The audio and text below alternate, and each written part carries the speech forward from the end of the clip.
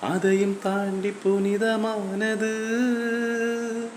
அபிராமியே தாலாட்டும் சாமியே நான் தானே தெரியுமா? சிவகாமியே சிவனில் நீயும் பாதியே அதுவும் உனக்கு புரியுமா? சுபலாலி லாலியே லாலி லாலியே அபிராமி லாலியே லாலி லாலியே.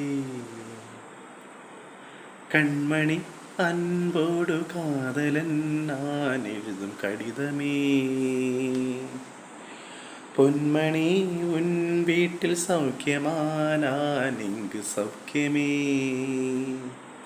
உன்னை எண்ணி பார்க்கையில் கவிதை கொட்டுது, அதை எழுத நினைக்கையில் வார்த்தை முட்டுது.